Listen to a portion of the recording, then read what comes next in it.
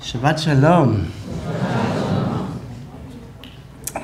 Shabbat Shalom. It's really lovely to be here, and it's just so nice of so many of you to come and join us in celebrating Shabbat, and of course in remembering Brenda and speaking about issues that were so important to her, including Israel. And I want to thank Laura and Arthur, Rabbi Jonathan, Cantor Paul, Nancy, and all the rest of you, the whole community and the committee that joined together in order to make this possible. It's really a delight to be with you. And I've been given only about 20 minutes to share a few thoughts with you. It's kind of the beginning of our weekend together, where hopefully we'll have a chance to explore many different aspects of Israel, of our modern Jewish identity, and of our connection, different aspects of our connection to each other, as well as to Israel itself.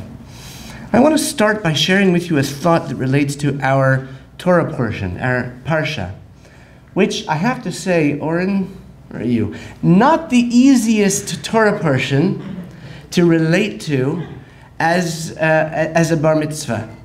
And yet there are some very interesting, I think, and deep ideas which we can glean from this Torah portion, which I'm sure that you've had some time to study with the rabbi and the cantor, with the associate rabbi, with your father and your mother as well. So I'd like to share one little thought that will relate, I think you'll see directly, with some of the issues that we're going to be talking about over the weekend. In our parasha, the concept of a punishment, of a consequence of speaking ill of others, plays a central role in our sages' understanding of a particular incident that happens actually a number of times in the journey of the people of Israel from Egypt into the land of Israel. Now, it's very interesting that our parsha, our portion, relates a story where Miriam is punished. She suffers a great consequence for speaking ill of someone. And the rabbis ask, why such a severe consequence? The answer, I think, can be gleaned by some of their references to the story of the creation of humanity in Bereshit, in Genesis. It says in Bereshit, in Genesis, that the human being is created with a nishamat chayim, a living soul, as it were. And Onkelos, the very famous translator of the Bible, of the Torah, into Aramaic, translates this nishmat chayim, this living soul, in a very interesting way, because he uses a turn of phrase, speaking spirit. Instead of translating nishmat chayim as living soul, he describes, and our sages teach us, that what distinguishes humanity, man and woman, from the rest of the animal kingdom is our ability to speak. From that we can understand the severity of the punishment that Miriam receives, because it relates to the power of speech as literally the power of the soul. Now in Mishlei, in Proverbs, there's a fascinating phrase that says, death and life is in the hands of the tongue. That our tongue has the ability to give life and to give death. And the understanding of that has to be within the framework of the soul-killing aspects of speaking ill of others. Now, I think it might be intuitive if you understood from what Laura introduced that I spent years working with the foreign press who are based in or visiting Israel, how we might relay or relate to this issue of speaking ill of others and the impact death or destruction that that can have directly to the way that world leaders, academics on campuses, religious leaders, political leaders, and of course the media describe and use words to portray Israel in our modern society. If a bad word spoken by an individual about another individual can make its way around the world literally instantaneously today with the modern means of communication that we have at our fingertips, how much more can the calumnies, can the lies and distortions and fabrications and anti-Israel propaganda that are disseminated from all sorts of outlets, from all sorts of sources, make their way around the world literally immediately. Mark Twain once said, "A lie gets halfway around the block before the truth gets its trousers on." And that was 150 years ago, before the internet, before our modern media. By the way, Mark Twain used to say also, if you don't read the newspaper, you are uninformed. If you do read the newspaper, you are misinformed. And that also was 150 years ago, well before anybody thought about the term today, fake news. This was not a political statement, for the record.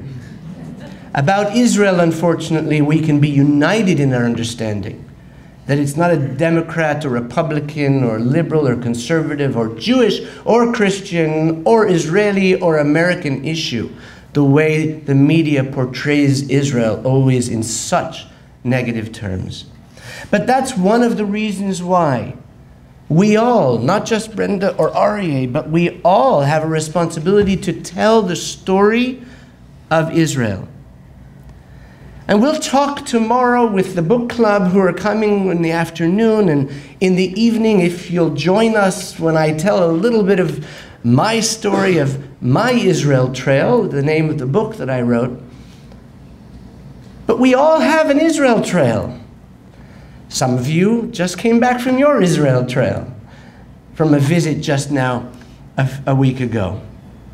Many of you have visited Israel previously. Hopefully those who haven't will come at some point soon, and those who have will come again, because we all have an Israel trail. My journey was very specific in terms of coming from a family that had deep roots here in America and deciding to move to Israel and throw my lot in with the Jewish people in this wonderful experience of renewed sovereignty in our homeland, in our ancient ancestral homeland. But we all have a journey that we take with our Jewish identity, a journey that, Oren, you're just beginning, and you're allowed to walk out in the middle of my comments if you must. He's allowed. I didn't mean to call attention to him. My journey was a very specific journey we'll talk about tomorrow. It was a physical journey from Eilat in the south to the border with Lebanon in the north. It was a journey that covered many different aspects where I'm sure Oren's father, who comes from Israel, is very familiar with many of the points in the desert in the south and the Galilee in the north and the coastal trails that I walked along the Mediterranean Sea. But my journey was also emotional, because I was dealing with a very, very personal challenge that I was facing at the time. And it was psychological, and it was spiritual. And it's something that reconnected me to our roots. It reconnected me to a sense of the importance and the imperative of the Zionist dream. It reconnected me to my family, to my wider family of the Jewish people. It connected me to the wide swaths of history as I walked literally in the footsteps of the prophets in this desert, in the Judean desert, in the hills of the Galilee. It renewed for me a sense of Zionism. And it also renewed for me a sense of this peoplehood, which those of you who are with us at dinner will recall Arthur asked me about and we discussed in brief. You know, 2 weeks from now, 2 weeks literally from now, It's now 8 p.m. or so.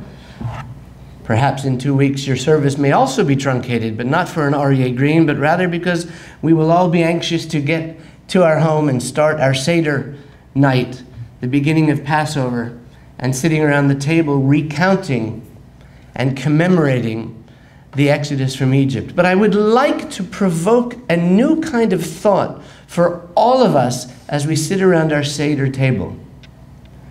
Most of us see Seder night as a religious experience, as a religious ritual, if you will. We have the 4 cups. We talk about the 4 sons, daughters, children. And we recite all sorts of different poetry and prayers reflecting on the miracle of the salvation and the redemption that we experienced in our exodus from Egypt. But I would like to suggest an alternative reading or understanding. Yes, Passover is a religious experience and a religious celebration of gratitude to HaKadosh Baruch Hu, to God for delivering us out of slavery. But you know what? Pesach itself and Seder night specifically is really something else. Seder night is our celebration of our national independence. Pesach really is our Independence Day as a people. Think for a second. 7 weeks after Passover, what do we celebrate? Shavuot, the giving of the Torah. What came first in our history? Our religious identity and practice, or our national identity and peoplehood? The answer is self-evident. We know the story. First we came out of Egypt, and it was in the coming out of Egypt is the first time when God uses in the Torah the term Am in Hebrew, people. The first time we're called a people because we're a family. We're the children of Abraham, the children of Isaac, the children of Jacob. Otherwise, then when he changed and his name was changed, the children of Israel. We were a clan. We were a tribe. We became a nation in the Exodus from Egypt. And it was only as a nation, as a people, that we then wandered through the desert and found ourselves at the foot of Mount Sinai. And at that point, and only at that point, did we receive the Torah, and did we accept upon ourselves, Na'aseh v'nishma, we will do, and we will hear, and we will practice, and we will carry out the precepts of this religion. And why am I focused on that? Because the peoplehood that we were discussing earlier, the connection that we all have to each other, to our brothers and sisters around the world, and to those in Israel, and the connection of those in Israel to the rest of us around the world, is that of a people, a national and ethnic and cultural and civilizational identity with a shared language, with a shared understanding of who we are, a shared sense of purpose and values, including those of social justice and other issues that Brenda was so dedicated to. One of the things, and I think this is how I'd like to conclude these introductory remarks, kind of setting the stage for our conversation tomorrow and our discussion tomorrow evening, and my conversations on Sunday morning with your young adults who will soon be heading to college, and with many others of you, about how we can understand the distinction between legitimate criticism of Israel and anti-Israel rhetoric, whether it's in the media or in the dorm room or in our newspapers and public discourse in the political realm. The thought that I would like to leave you with, based on our understanding of what we will be celebrating in 2 weeks at the Passover Seder, is the connection that we all have as a people. And Oren, I'm glad you came back, because I want to welcome you into that people. Your bar mitzvah is your passage, not just from childhood to adulthood, but your acceptance of your own place as a part of our people. And what I discovered walking the land of Israel, what I discovered among the people that I met, people who were religious and less so and not at all, people who were right-wing and left-wing, Jews who were white, black, brown, and everything in between, was that the connection that we share is what ties us together and which should motivate us in our public activity on behalf of Israel and in our private relationships with every other Jew, as well as, of course, every other human being. We share a common history, we share a common destiny, we share a common value system, we share a common land and a country. And I hope you'll join me for an additional and in-depth discussion of my experiences in exploring and reinvigorating my own identity and connection to our modern nation-state of the Jewish people in the land of Israel as a member of the people of Israel tomorrow. Shabbat Shalom. You elevated an optimistic position on what unites us as a people. I am curious, in the name of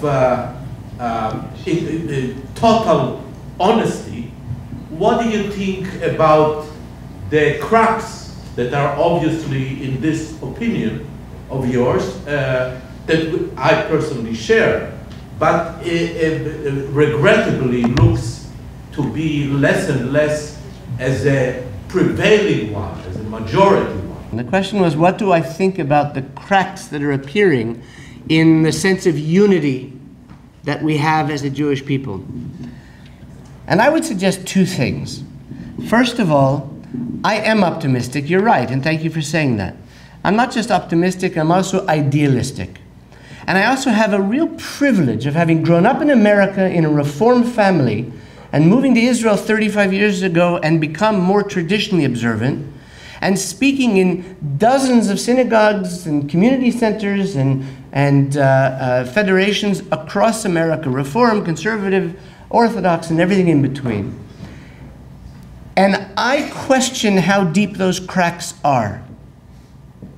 I question how terrible the rifts are, the rifts in the Jewish people that we read about constantly.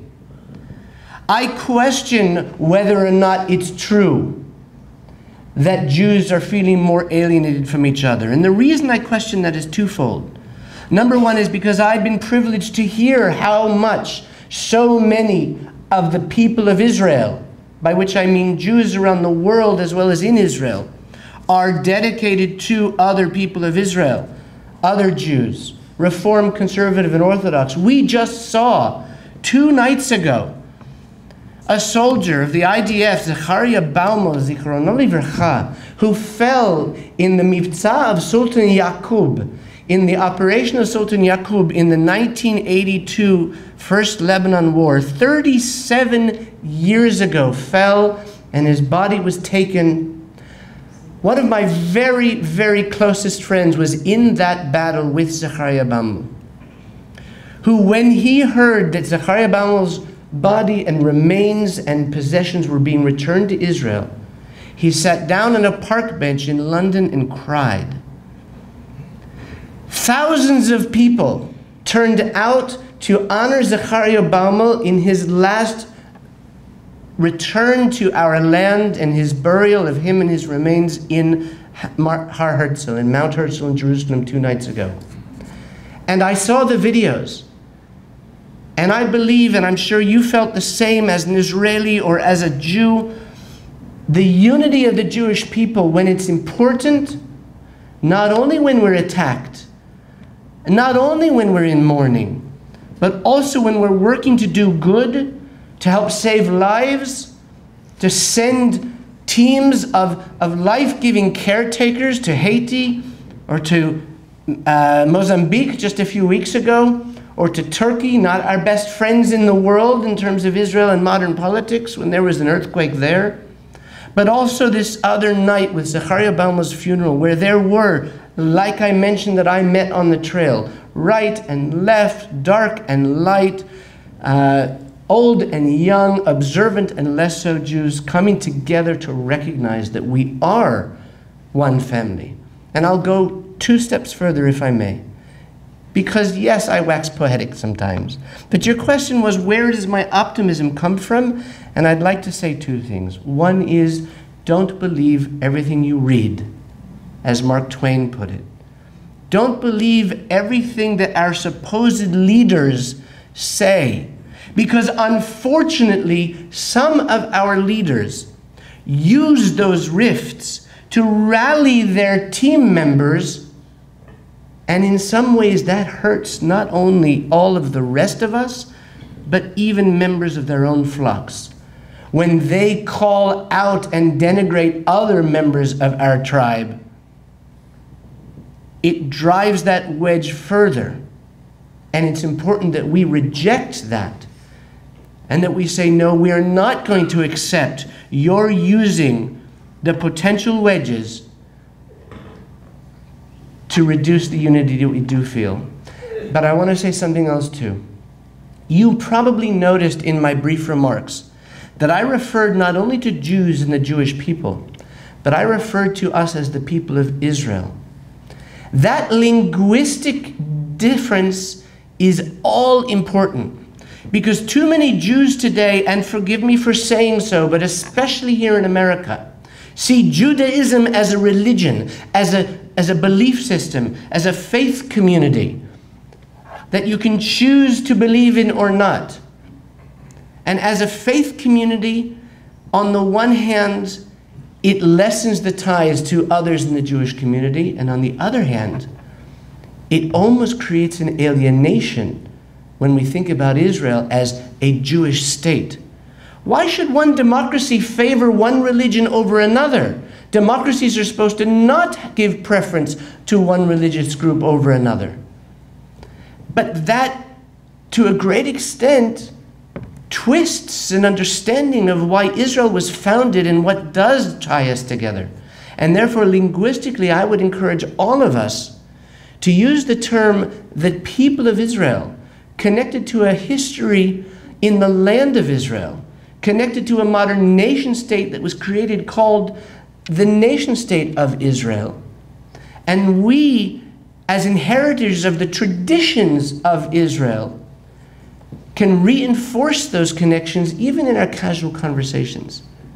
And that's where my optimism comes from, because I believe that we are regaining, reasserting this sense of identity as a people with a common history and a shared destiny in ways that we weren't able to, say, 2, 3, 4 decades ago, because we weren't able to build the connections that we're able to today by being able to travel to Israel, being able to connect online to Israel and to others in the wider Jewish community. You felt that the Orthodox rabbinate should be separated from the Israeli government. How would that happen? The issue is the established structural institution of the chief rabbinate and the official rabbinate in Israel. I would only say this.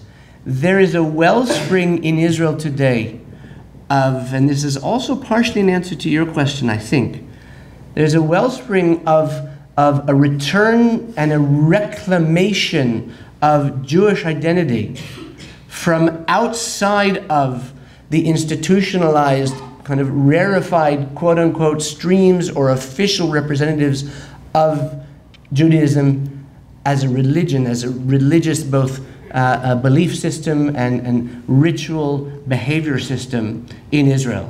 We see today, for instance, an independent group that's providing kosher supervision of the laws of kashrut in Israeli society outside the realm, in fact illegally, against the law, outside the realm of the official rabbinut. We see Orthodox rabbis And I'm stressing here that they're Orthodox, because I'm not talking about liberal streams of Judaism who, of course, also seek to be recognized within Israeli society. That itself, that's another step, and we see more and more of the non-traditional streams of Judaism taking more of a leadership role and being more recognized in Israeli society.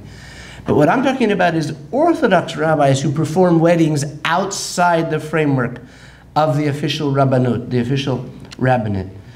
The answer to your question, which does relate to our discussion of this issue of both unity and connection between all of the people of Israel, is that it's coming from the ground up. It's coming as a demand by the grassroots, by Israelis who do love our tradition, who do care about their identity as members of the people of Israel, but also as inheritors of the traditions of Israel, but they are insisting that those traditions are not reflected by this governing official established authority, and demanding more freedom, a free marketplace of religious institutions within Israeli society. I would give it, and you can come back to me and quote me in 10 years if you want, I would give it about 10 years before we see legislation, a legislated framework that provides a much greater amount of freedom in terms of religious expression within the Jewish community in Israel, officially recognized because of that grassroots support.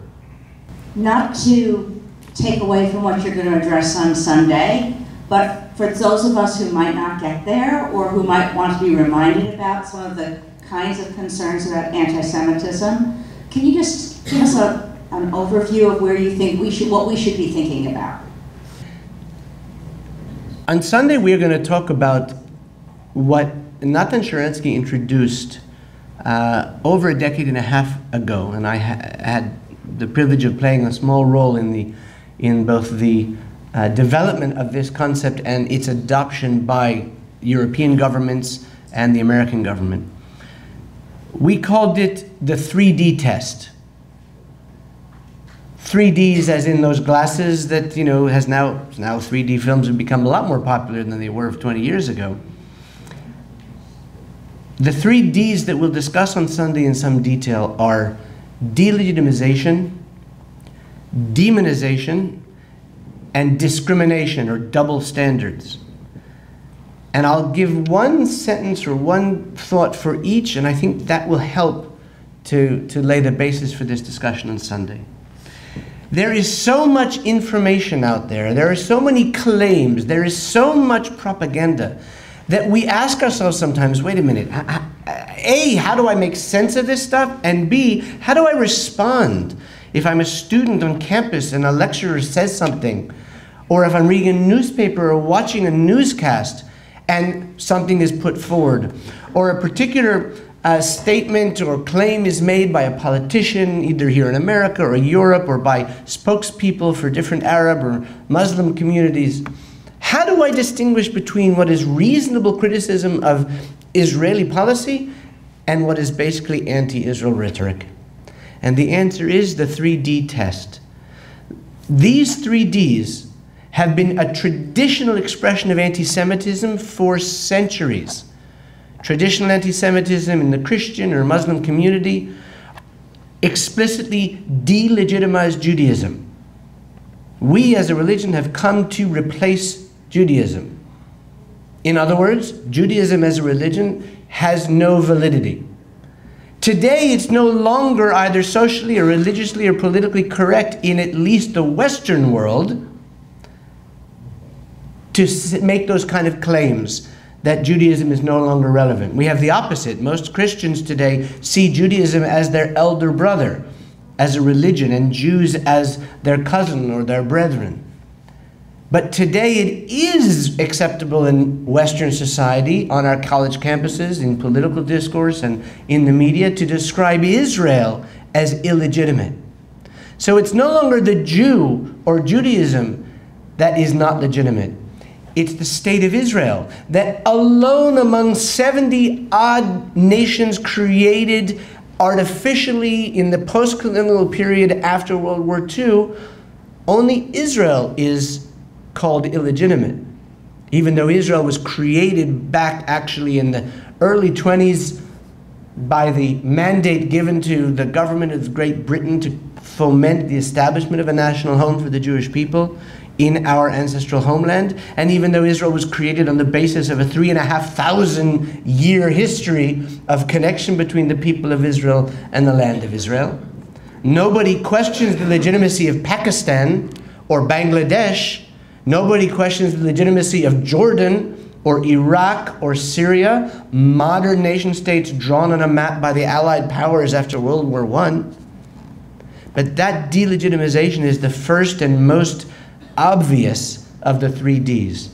The demonization of Jews in the years of medieval Christianity, and still today, unfortunately, in almost every Muslim or Arab society, is clear in the caricatures that we see in cartoons of the Jew as a snake, the Jew as a rat, the Jew as a monkey, the Jew as an octopus with its tentacles around the world and controlling the world. That demonization or dehumanization is a traditional form of anti-Semitism. But today, like delegitimizing Judaism, today to demonize or dehumanize a Jew in Western society is no longer politically acceptable.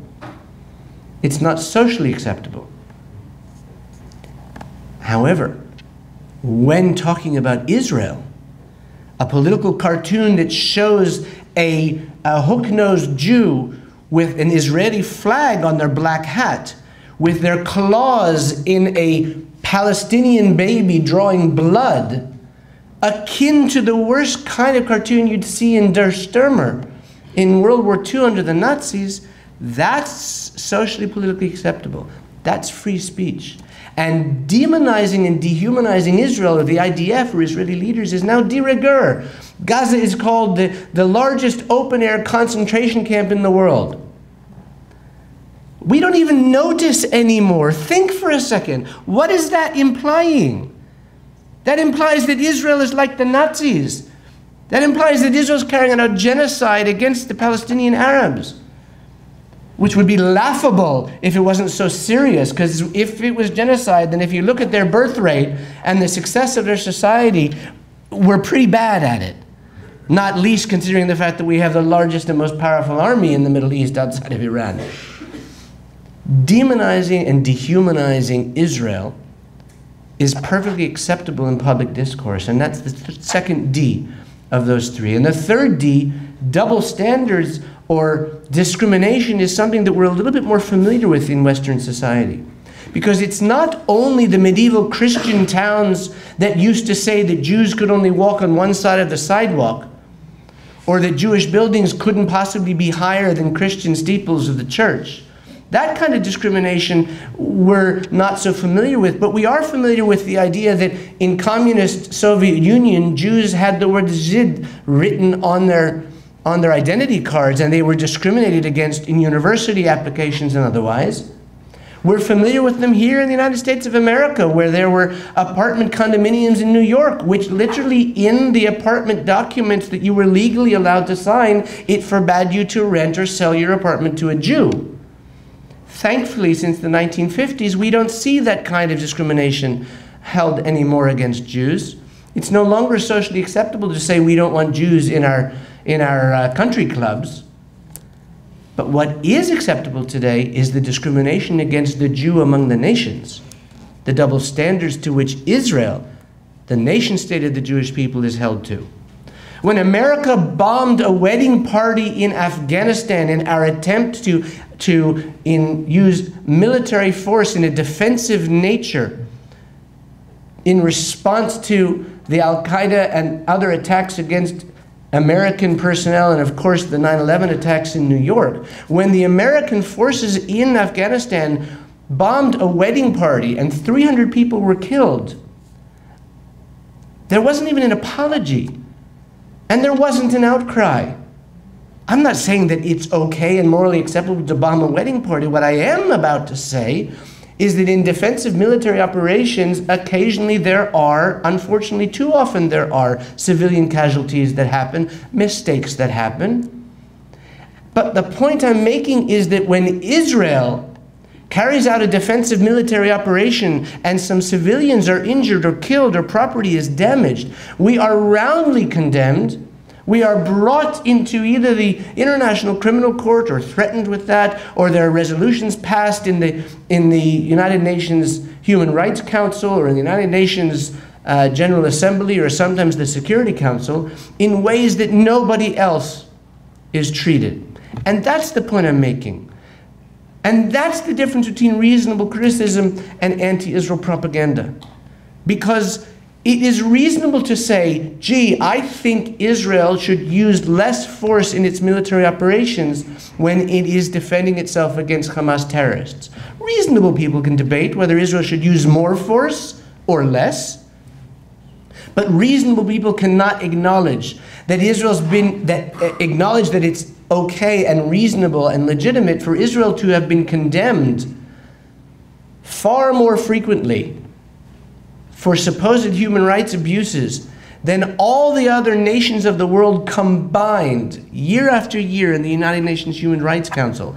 China, Iran, Syria, Burma, other countries around the world, China with terrible human rights records, all together are condemned less frequently than Israel, who, I might add, when it does cause civilian casualties, unlike reasonable other Western governments like Britain or France or America, Israel does apologize, carry out an investigation to discover what went wrong, provides compensation to the victims, to those who suffer from a mistaken military operation.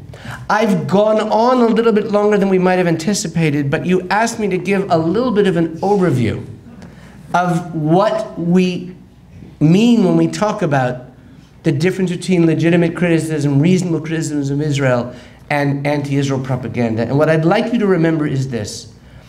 If you're in a situation that you hear somebody or see somebody or read somebody say something that you're asking yourself, is this a reasonable criticism of Israeli policy? Or is this anti-Semitism? Is this anti-Israel rhetoric? Put on your 3D glasses. And just like when watching a movie without those glasses, everything is fuzzy, when you put on the glasses, everything doesn't become just clear, it jumps out at you from the screen. Just ask yourself, was it demonization or dehumanization? Was it delegitimization? Was it discrimination? If not, then let's have an argument about policy. And if so, then let's call it out for what it is. Unfair and biased treatment of Israel by our politicians, by our media, by our academics and campuses and others. I think I better stop there or people are going to get angry and start throwing things at me. Shabbat Shalom, and thank you for your time and your attention.